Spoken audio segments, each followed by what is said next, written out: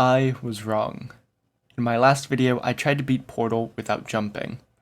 While in the end it wasn't possible, I then tried beating it with a minimal amount of jumps. When I uploaded that video, I thought I had the minimum, which was 15. But alas, I was wrong. A few days later, a viewer by the name of David, I hope I'm pronouncing that correctly, decided to take the challenge up for themselves. They stuck to the same rules and managed to do it in just 8 jumps. Meaning they found a way to shave off 7 total jumps that I didn't in my original run. So today I aimed to ask the question, what is the true minimal amount of jumps to beat Portal? Just like the last one, there will be no glitches, no exploits, and no getting out of bounds. Let's get started. First off, if you haven't watched the last video, go watch it because this is a direct sequel to it rather than a separate video. Just like the first run, the first 16 chambers pose no issues whatsoever. And this journey actually begins in chamber 16. Thanks to another viewer named Peter, I hope I'm pronouncing that correctly as well, informed me that 4 jumps in the beginning of chamber 17 can be skipped by using well-placed portals to get an item from chamber 16 into 17. Obviously, I couldn't pass up a notion to skip 4 jumps, so I looked into it. While it was difficult, I did manage to get the item out of 16 and into 17 using this portal trick to get past the evaporation shield. But with this run being glitchless and without exploits, I don't really feel right including this. Obviously, you're not meant to get anything past these barriers, and in doing so, kind of feels like a gray area for an exploit. Regardless, to keep the spirit of this challenge, I decided this wouldn't be allowed. While it does in fact help you skip those 4 jumps in the beginning of chamber 17, I don't feel right including it. With that being said, the first 4 jumps in chamber 17 are still mandatory. I even tried using the companion cube to knock down one of the camera, but there wasn't any luck there.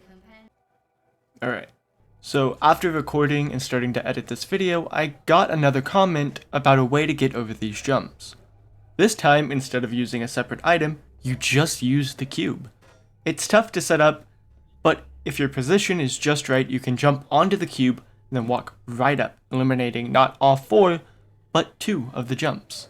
Anyways, if you remember, chamber 17 has 2 other jumps, so let's look at those. I actually found that both jumps can be skipped using what's called portal bumping. It's a technique used by speedrunners to force a portal on the other side of a wall. This allows us to completely negate the 2 jumps in the last run.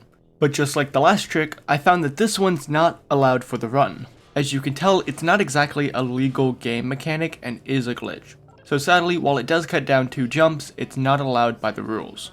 However, thanks to David, I did find a way around one of these jumps.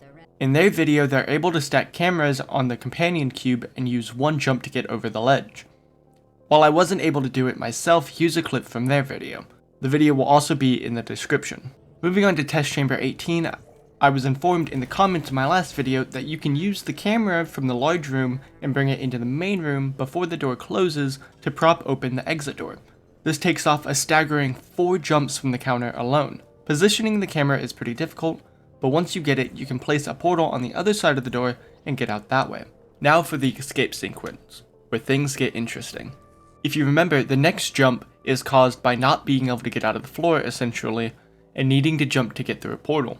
Well, my first idea was to backtrack a bit and grab a chair, because if I positioned it correctly, I would be able to walk off it and up into the portal. After some weird shenanigans with some pipes and bringing the chair along with me the whole time, we come up to another evaporation shield. Just like the first one, we're not meant to take anything through this, so it's a dead end. Continuing on, we actually get to the jump. My first idea was to try and place a portal back in the elevator shaft to try and walk in it from there and pop out the top. Well, that didn't exactly go to plan. After reloading a save, I had to try something different. Also, from David's run, I found out about another technique called reportal.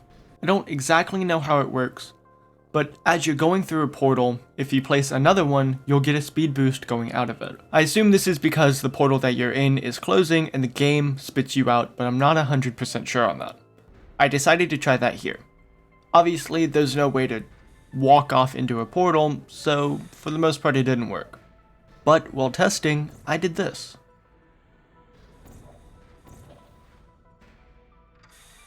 I found that if you crouch as soon as you place down another identical portal, you get sort of a speed boost upwards. I want to say it's the same concept of the game spitting you out of a closing portal, but I'm not 100% sure on that either. If it is, then it would be legal in terms of this run, but if it's something else I'm unsure of, then it's not. For me, I'm going to count this, so that's another jump down. The next jump requires you to jump up onto a piston you can't just walk onto to continue on with the level. The chair idea was still in the back of my mind, so I decided to try it. In the surrounding areas, there are some debris, but no chair. That was when I found a water bottle as well as some PCs. Theoretically, if I was able to use these two to make a slope, I could walk onto the piston. After getting all of these items over there, I found that it was possible. I just walked right on up. I decided to take the water bottle with me for safe measures, and boy, am I glad I did. The next section is this one with the pipe where you can just barely walk off of to walk into a portal. I didn't think it'd be possible with a water bottle, but after respawning and still holding it, I figured it was worth trying. After more attempts than I'd like to admit, I managed to make it. It was a little finicky because you need to move your camera just right, but it's absolutely possible. After that, we come up to our next mandatory jump. Or is it? I found that putting the water bottle up to this little wall, I could stand on the bottle, but it wasn't quite enough to get over the wall. I'd already made it all this way with the bottle, so I didn't want to just give up, so I continued testing. It was a little awkward to control, but I managed to hit it just right where the bottle lifted up and made it perfect for me to get over it. I was a little bit in awe and just kind of sat here for a moment. In this next section, I thought there was another mandatory 2 jumps, but David had already found a way to make it without jumping. I decided to do it my own garbage way, and right after getting all the items I could salvage, managed to get into the vent without jumping. Now it's just the final boss, and the game is done. Sadly, I didn't manage to beat the game with 0 jumps, but using my own arbitrary rules, I got it down to 3. Now, technically, if you do allow getting an item past the evaporation shield and the portal bumping, this game is absolutely possible with 0 jumps. Thank you to everyone who commented with ideas on how to shave off jumps, as well as both David and Peter. I hope you liked the video, and have a good night.